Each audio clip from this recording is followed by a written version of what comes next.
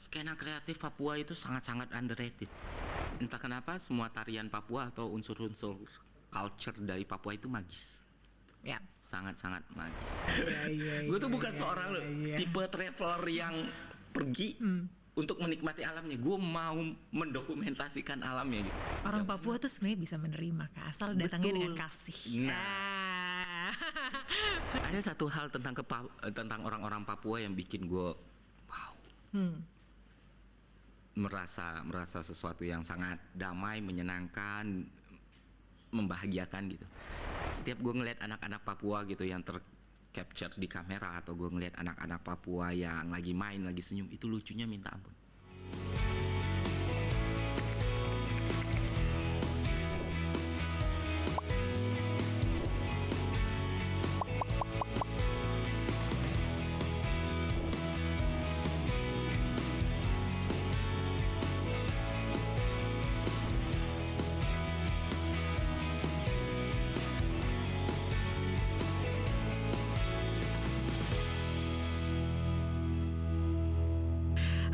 Sobat Negeriku, selamat datang ke Torang Bacarita. Selalu ada cerita dari Papua.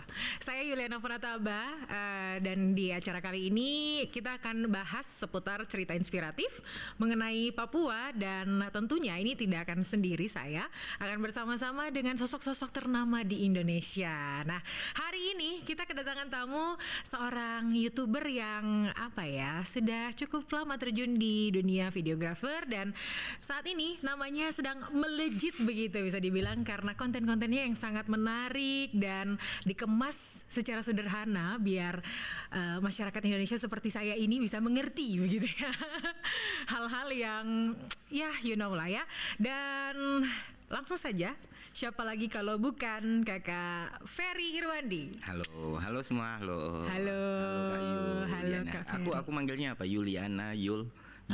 Panggil sayang aja, Kak. Sayang. Panggil Yuli, Kak. Yuli. Ya. Halo Yuli. Halo Kak. Kak, gimana kabar? Alhamdulillah sehat, baik. Ya, Tadi macet ya? aja. Macet banget. Masih tinggal di Bekasi, Kak? Iya, itu harus naik Millennium Falcon ke sini. Iya, kan menyebalkan, macet itu semakin menyebalkan. Iya, karena banyak yang dari Bekasi mau pindah.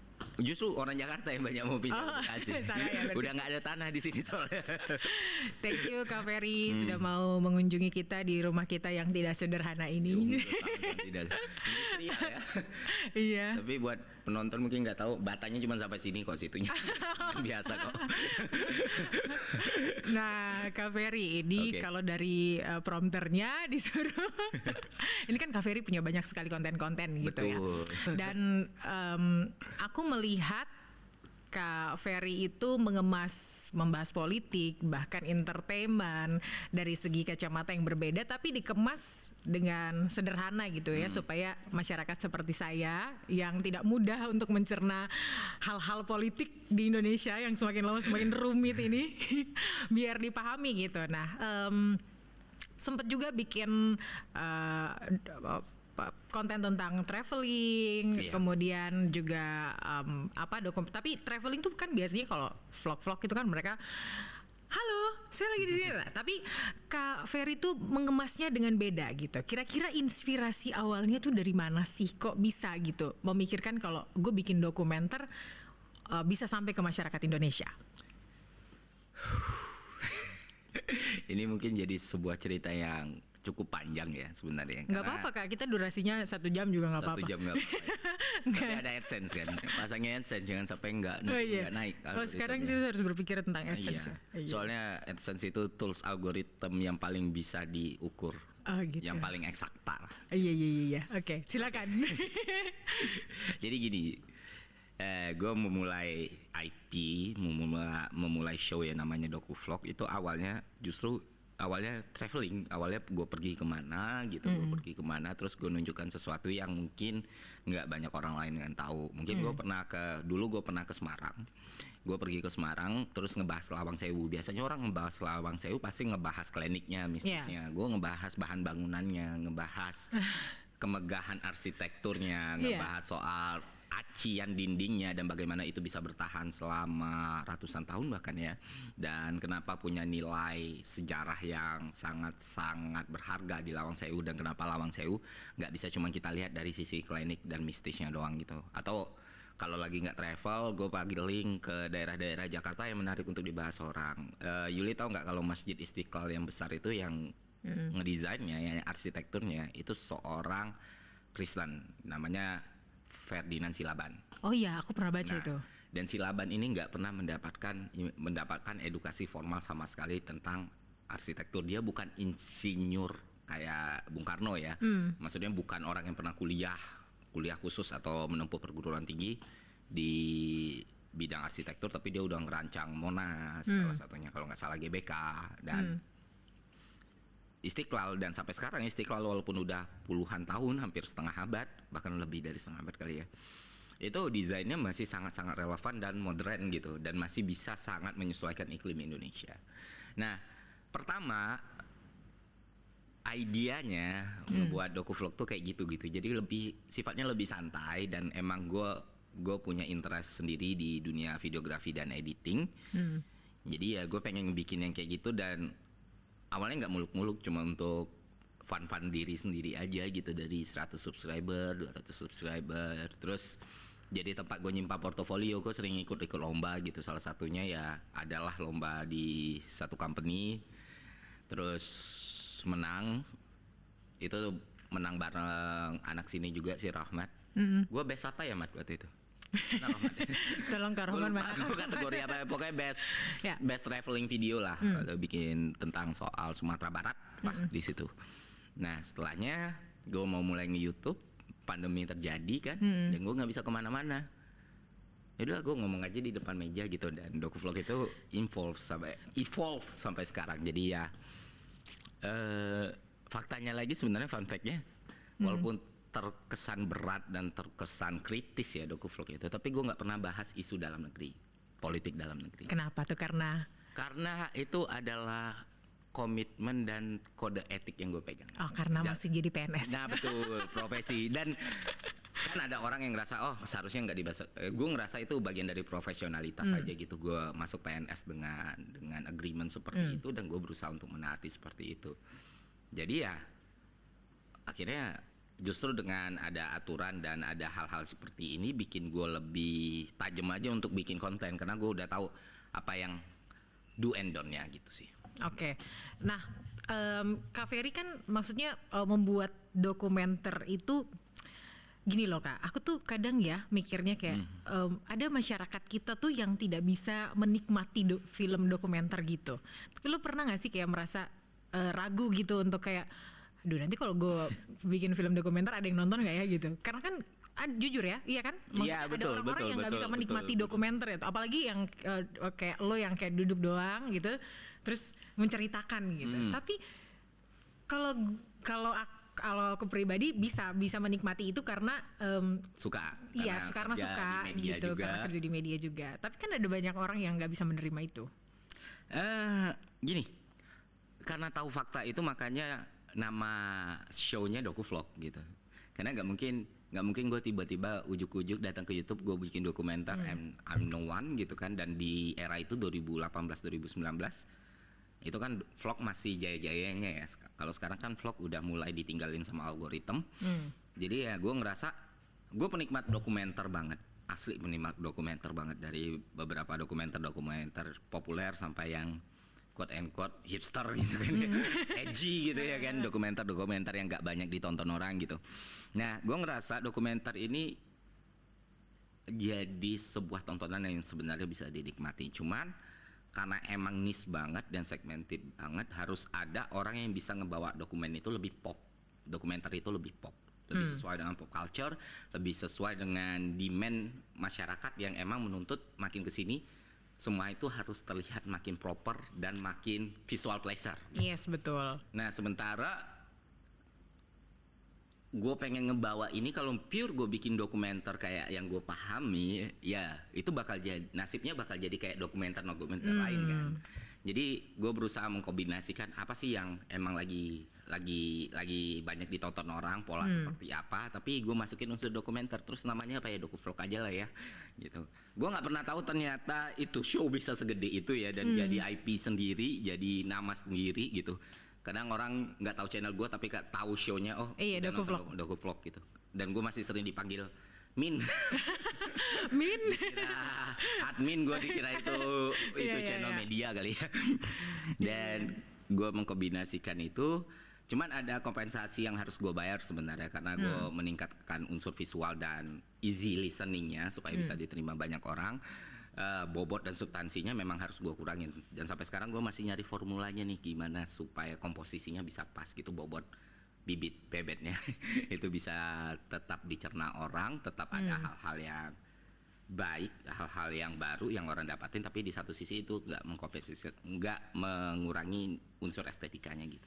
Iya sih, karena tetap harus ada value-nya kan Iya. dalam setiap dokuvlog yang lo bikin kan Kak. Nah, Kak Ferry, ini kan kita mau bahas tentang Papua nih ceritanya. Betul. Karena apa ya? Mungkin ini juga dokuvlog ini juga bisa jadi salah satu contoh untuk kita yang pendatang baru gitu. Misalnya kita YouTuber pendatang baru. Aku jujur punya YouTube sih, cuman tidak jalan karena menurutku semakin kesini semakin susah bersaing gitu. Karena banyak yang muncul gitu. Tapi dokuvlog ini jujur menurutku bisa dipakai sekali untuk kita di Papua gitu. Kalau menurut Kak Ferry, kira-kira kalau dari perspektifnya Kak Ferry aja sih, kira-kira di Papua tuh cocoknya kita bahas apa?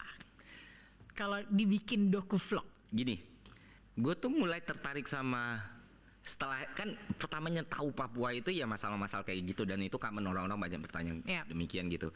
Sampai setahun kebelakangan ini ada junior kantor waktu itu dari Papua, penempatan Papua udah 4 tahun 5 tahun, terus dia balik, terus gue sering sharing cerita, dan itu makin menambah keinginan gue untuk datang ke Papua karena oh ternyata banyak hal lebih menarik lagi yang mungkin nggak dibahas orang. Misalnya kayak skena hip hop di sana, skena Iya. musik di sana tuh yang benar-benar pas gue lihat, ih keren-keren ya, maksud gue kayak ini levelnya tuh emang udah level yang oke gitu loh, dan kok mereka nggak dapat exposure yang selayaknya gitu, soalnya dari skillnya, dari kemampuannya, dari permainan semiotika dan semantiknya gitu lah, bahasa-bahasa aja tuh emang wow, jenius gitu, flow-nya juga enak. Itu salah satu hal yang menarik di Papua juga. Dan ternyata dari teman ini dia cerita juga Jayapura itu bener-bener kota yang bercampur sekali gitu, Of kata orang. course, Dan ya. itu wow, ini enak nih karena ini bisa jadi bahan yang enak untuk di capture karena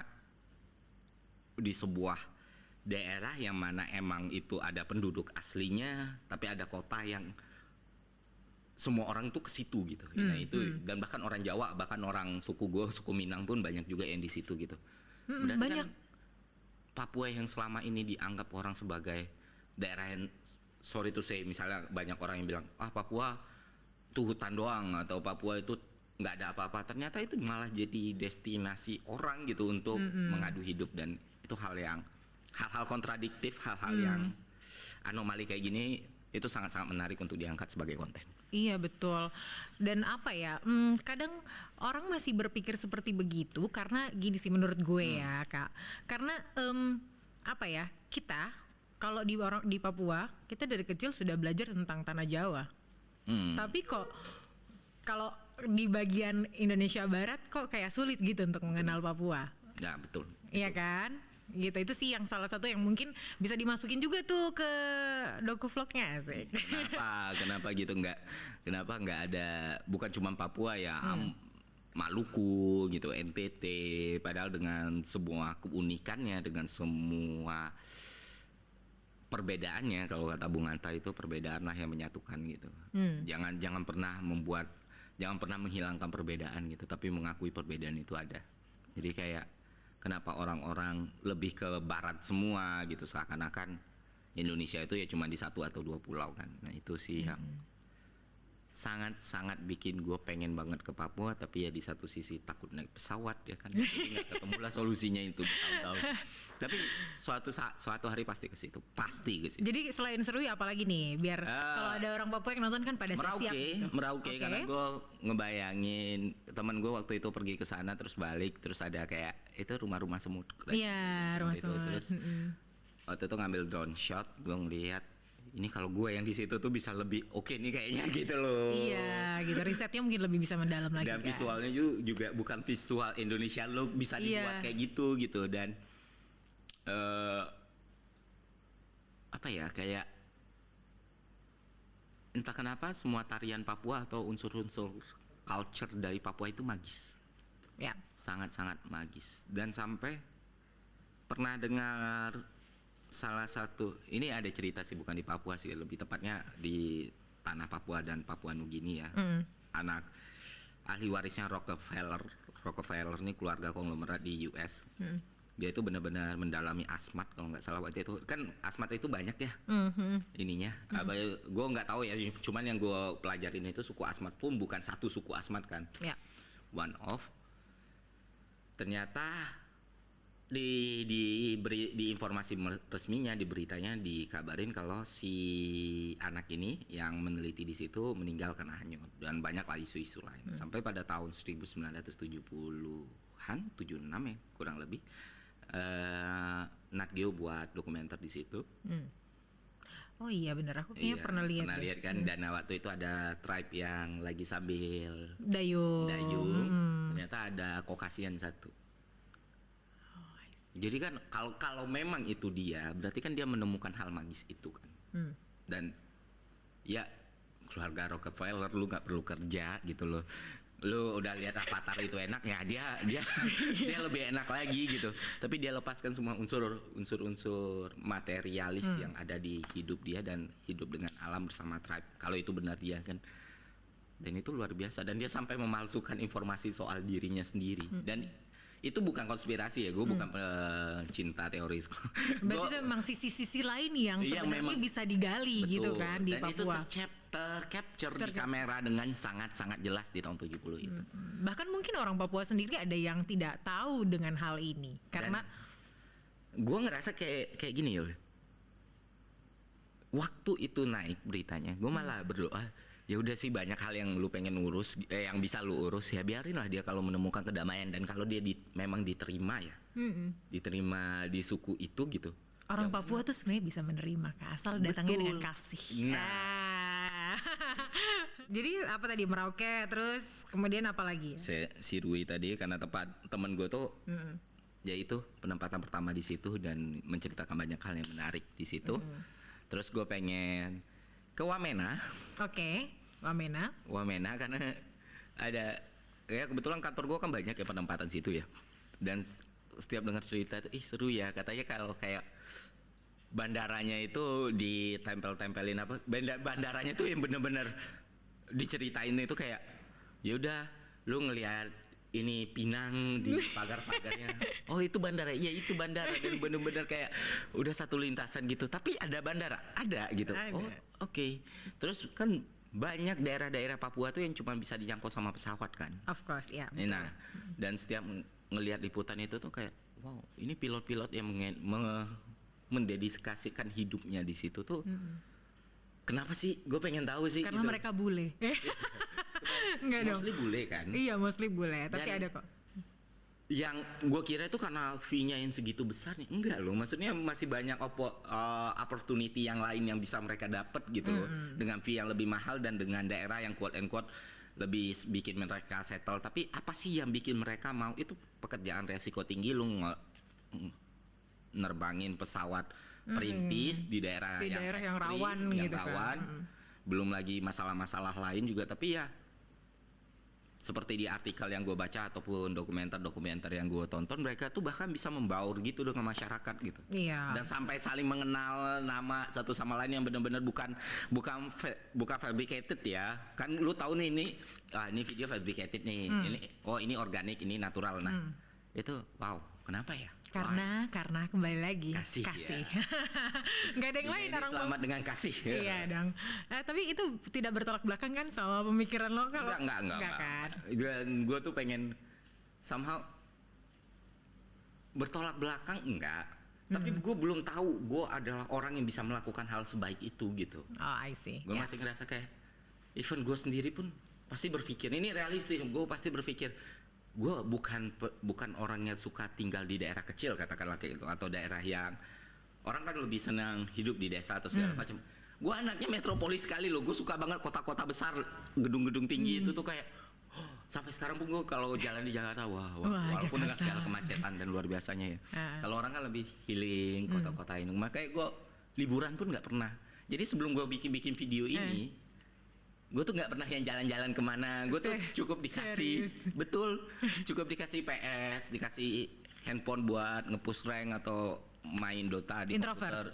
Nggak introvert, Tapi emang suka sendiri aja. bareng temen juga nongkrong gitu, shop. Tapi nggak yang wah gue butuh ke alam untuk melihat itu. Enggak. Justru bukan, tapi gue seneng bikin video-video yang emang nunjukin ke orang, nge-supply semua kebutuhan orang-orang yang pengen ke situ. Aneh kan? Gue tuh bukan seorang tipe traveler yang pergi untuk menikmati alamnya. Gue mau mendokumentasikan alamnya gitu. Jadi kalau misal jalan kemana bareng teman-teman, wah lautnya indah ya, ya indah. Pokoknya ini gimana saternya rapi nih, gimana bisa, wah ini gue kayaknya pakai bukaan 28 enak deh gitu. Ya gitu malah di otak gue, dan itu yang bikin gue sering pergi. Tapi kalau lo melihat sekarang ini kan banyak banget nih. Kalau selain yang tadi lo bilang ya soal musik-musik dan lain sebagainya di Papua yang semakin kece banget gitu ya kalau dari kacamata lo. Kalau dari lo sendiri gimana nih Kak? Potensi di Papua sekarang ini lo lihat seperti apa dari segi industri kreatifnya, kemudian destinasi wisata dan juga mungkin dari resource-nya gitu. Skena kreatif Papua itu sangat-sangat underrated. Maksudnya gue ngerasa orang-orang Papua, apalagi anak-anak kreatif Papua itu nggak butuh, tapi seharusnya, selayaknya mendapatkan exposure yang lebih dibanding yang lain. Yo, industri Iya, entertainment betul. yo, Seharusnya. silahkan dilihat. Dan bahkan karena apa? Karena kalau kita lihat seni budaya Indonesia itu sendiri ya, kalau kita lihat kiprah-kiprah orang Indonesia kiprah-kiprah orang Papua di industri kreatif itu bukan hal yang baru, bukan cuman baru-baru sekarang. Iya, dari dulu banyak banget sebenarnya udah ada. Orang yang di usia gue pasti tahu Funky Papua lah. Yes. Ya kan. Terus juga salah satu bintang film yang lumayan, yang dulu gue ngira aktingnya tuh bagus banget ya, Bang Ari Sila. Ari Sila Saleh. Terus ya banyaklah hal-hal yang selama ini sudah dikasih Papua untuk Indonesia, termasuk warisan culture tadi. Dan ya skena hip hop Papua harus gue akuin kemanapun, gue termasuk orang yang ngikutin itu. Kemanapun itu in another league gitu loh, tau gak sih? Jadi maksudnya kayak di liga yang berbeda lah dia. Iya ya, Ya di level yang berbeda lah. Ini bener-bener kayak lu ngelihat hal-hal yang ada di Detroit gitu loh, kayak wow. Jadi gitu memang sekali. ternyata tuh Papua mind blowing gitu. Iya, ternyata. dan anaknya ternyata sekreatif itu, karena rap itu kan bukan sekedar musik biasa ya, maksudnya lu harus lirikal sekali, belum lagi soal musikalitasnya, dan mereka membuat itu secara berdikari. Skena-skena indie lokal, mereka nge-mixing musik mereka sendiri, ngebuat beat mereka sendiri, ngebuat flow mereka sendiri, dan ngebuat video mereka sendiri. Video itu mungkin gue tahu itu dipakai dengan kamera entry level, kamera biasa, kamera yang harganya murah, tapi gue bisa nangkep proses kreatif yang mereka berusaha tuangkan gitu. Jadi emang untuk justru bukan cuma bisa bersaing ya. Kalau Papua kalau anak-anak kreatif Papua itu dikasih exposure yang bukan lebih, layak aja, itu bakal, ya gue bisa bilang bakal menguasai gitu, bakal jadi trendsetter yang baru gitu. Amin ya, kita aminkan bersama. Oke, tapi kalau misalnya Kak Ferry melihat saat ini kan kalau dari sisi kreatifnya seperti itu, kemudian pemudanya seperti itu, kira-kira ada nggak sih yang harus kita lakukan gitu sebagai orang-orang Papua gitu, termasuk gue ya. Tadi sorry Yulia nanya ke aku, gimana sih anak Papua harusnya? No, kalian tahu yang gimana yang harus kalian lakukan. Justru gue yang sekarang dan mungkin orang-orang yang sama gitu, yang harus bisa mendengarkan dan memfasilitasi itu, memberikan exposure yang lebih dan memberi kalian kesempatan gitu. Ya. Karena potensinya sangat-sangat besar. Jadi gitu, itu sekalian jadi penutup ya. karena memang itu yang pengen didengar gitu kan, bahwa memang orang-orang Papua memang harus didengar Harus didengar.